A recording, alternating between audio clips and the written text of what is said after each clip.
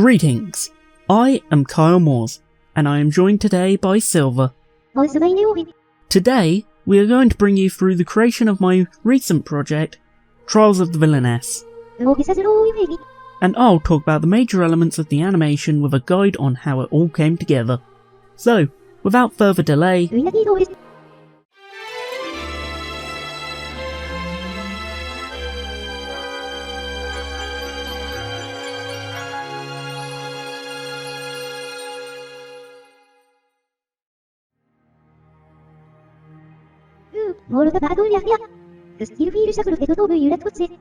sorry Silver, but I think it might be best to talk about the project's origins first.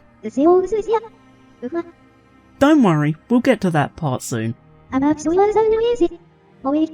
Alright, so, Trials of the Villainess was a concept I came up with after noticing a trend in Villainess-focused manga in Japan. I'd recently been playing a lot of Metroidvanias like Bloodstained and Metroid. These series made me think of what I would do if I made my own game in that genre. True, but that didn't stop me from thinking about what might be cool in terms of design and story. And this project I would go on to call Trials of the Villainess. This project was more of a collection of random ideas at the time, but when I had to create a final animation project for university, I looked into my old ideas list and it stood out more than any other. So I repurposed the project into an animation idea.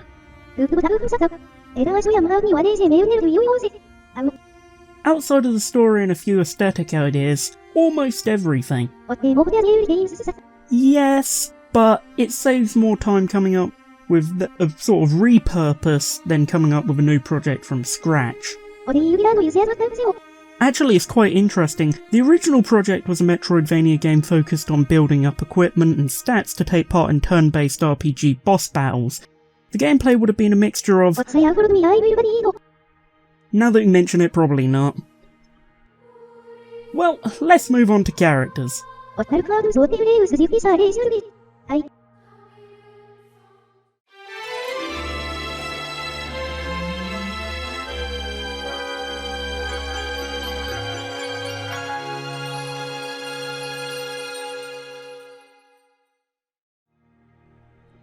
Let's begin with the titular villainess of the story as well as its protagonist.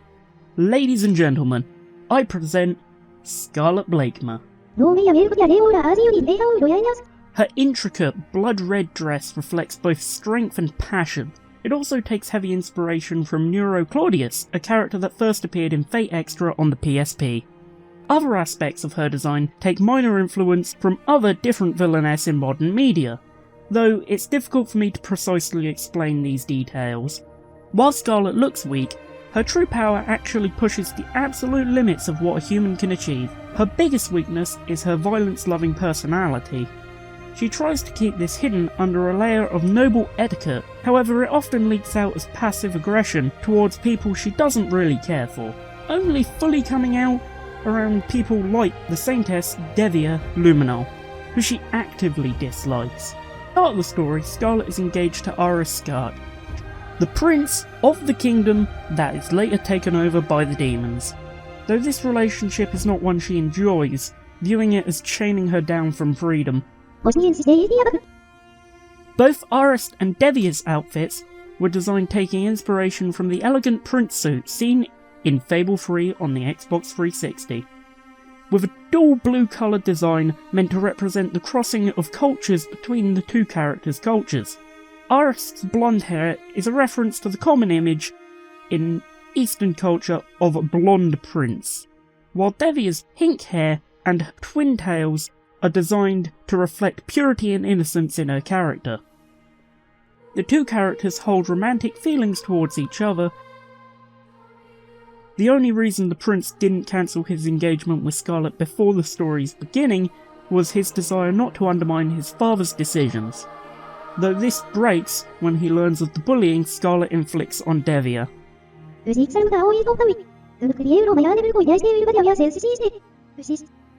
The final character I designed is of course the Demon. The Demon's goal is to capture the Prince and Saintess though he doesn't really care if he kills them in the process. He does this to become a demon general in the Demon King's army. He's designed to hide in shadows and never be completely visible despite being massive.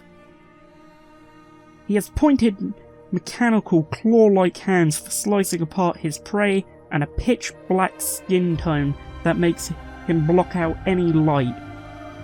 When drawing up his design, I took inspiration from Daimon from Dragon's Dogma and the Gaping Dragon in Dark Souls. His red glowing eyes and sharp horns come from Daimon, and the sharp rib-like teeth bursting out from his chest come from the Gaping Dragon. What can I say? I like to keep the production close to its origin.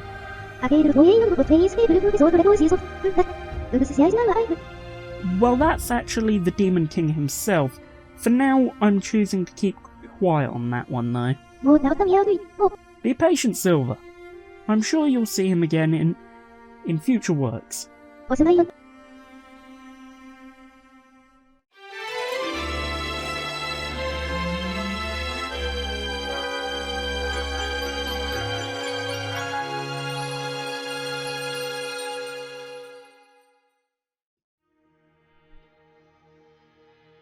Anyway, it's time to talk about the production process. I think we'll go step by step, starting with the storyboarding and animatic, transitioning all the way to the post-production stages. Correct! My storyboard specifically followed an ikonte method, which is common in Japan. I actually originally learned how to create them on YouTube. I then used the storyboard images to create a quick animatic. This allowed me to work out the rough timings on a scene-to-scene basis. Once again, correct. To make my animatic flow easier, as well as create some in-betweens, I used Vroid to create some 3D models that I could pose and manipulate in any way I needed.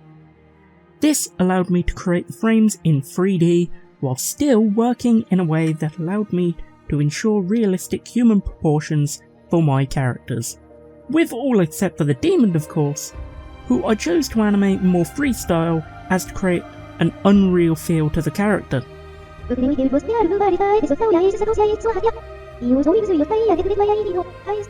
Well, when it comes to that, I have to credit the animation technique of rotoscoping. Normally, of course, people would use rotoscoping to draw out living people, but I wondered if it could really be done with 3D models. What I found out through testing was that not only does rotoscoping work with 3D models, allowing for high levels of accuracy with proportions, but I could also actually animate out the humanoid characters quicker, since I didn't really need to look back and change a scene if I found one slightly funny looking animation frame. No, you're actually animated using a 2D keyframe animation tool. Well, next of course was the line work itself. For my work in general, I'm always using Clip Studio Paint EX, and this time was no exception. I chose to draw using the default texture pen provided by the software, with the small change of turning off the inbuilt anti-aliasing. The reason I chose this pen specifically, I'll reveal a little later. I also did something quite special. Every time I felt as though the frame held a bit too long, I would create a duplicate frame with a different line width to the previous, placing up to 4 frames after the previous to create the appearance of more fluid animation. This is similar to a common animation technique called line boil. Well, on top of regular line work, I also have special effect line work for Scarlet's Magic, and extremely thin red marking lines which I could remove later after the next step, colouring. Colouring the characters was actually quite simple. On a separate animation layer under the line work, I simply applied the old paint bucket tool, and of course, I've already revealed my reasoning for the colour choices back when I talked about character designs. After filling in the characters, I would add a few additional layers including a shading layer, which when required used lighting scanned from the 3D models to transfer it on to the colour layer, and a copy of the line work with a gradient blur applied to it, a simple 5% to smooth out the lines a bit. Next, I had to create the backgrounds. While I made some of them by scratch, I'm definitely not a master at creating them, as can be seen by looking at them. Well, that's exactly the reason I once again relied on the world of 3D. I'm not a good background artist, but I like to consider myself a decent builder when it comes to Minecraft. You can build even more if you add modifications that allow for editing blocks at an incredibly small scale. This mod would be, of course, the chisel mod. So, that's what I did. I planned out the environments and created them in Minecraft. This allowed me to really treat backgrounds like a traditional film set with all the benefits that come with a fully realised environment.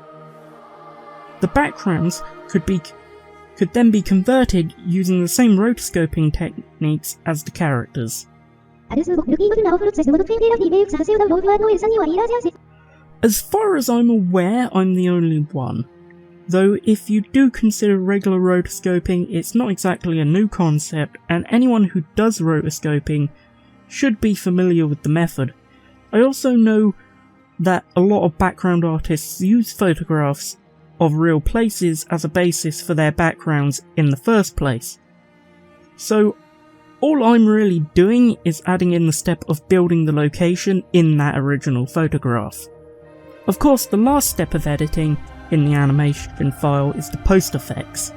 A lot of smaller aspects come together in this step to add the visuals of the work. One technique I use in post effects is adding a layer for gradients, which I use to artificially create lighting. Another is duplicating the line work and applying the 5% gradient blur, as I previously mentioned. I also added in a grey cloud layer with low opacity over the top of the image, as a way of making the footage look more natural and textured. This specific layer actually links back to the reason I chose the textured brush for my line work, as I'm using a technique that I modified for my own work after seeing it in action on YouTube. As a side note, on scenes where I haven't got the final voice acting yet, I often simply don't draw the mouths in and add a separate lip syncing layer when I do have the finished audio.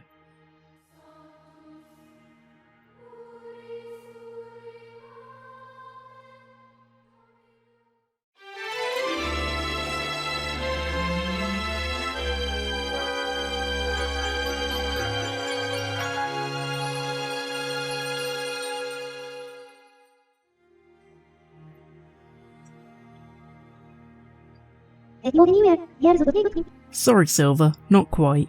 Although, this is the last part, and for this particular project it's also rather short. This part is the post-production. Not exactly. Post-production is still a step of the production process. Well, what is considered as production is actually just the process of recording or animating the work. Post-production is actually the work that goes into editing the footage for the audience. Well, it is what it is, and for this project, post-production mostly included adding in some music, sound effects, and appropriate transitions, all of which could easily be done using Sony Vegas Pro 15. Plus, since most of the visual effects like the magic was animated by hand, I didn't feel a need to worry too much about editing the footage directly. Although this process can still take a good amount of time. I believe so. Thank you for watching to the end. This is Kyle Moores, signing off. Hello, I am recording this several months after I finished recording the rest of the video, and I'm just adding this on to the end as a quick update. I officially finished my uni work from now on, so I should have more time to work on YouTube stuff. I will be linking my pre-production resources, or rather the production resources, either to the side or below the video, so you can check that out in an unlisted playlist in case you wanted to see the progress a bit more in the steps that it took. I plan to continue on doing animation to the channel, so just as an update there. However, I'm also thinking about adding some additional content. Thank you for watching. I hope you greatly enjoyed my behind the scenes as well as the main animation that this goes with. From now on, my animation work might come out a bit less inconsistently, simply because now I'm not structured with the time constraints that uni work brought upon me. I have a lot more time to perfect it and just smooth down the animations. So unlike this one, which was a little bit animatic-y, I'll fully admit that, I should have time to smooth it all out. Oh, and if anyone's wondering, I'm using a different microphone for this end bit, hence why I may sound a bit different. Anyway, I hope you enjoyed, and I hope you continue to watch my work in future. And so then, goodbye. And have a good day.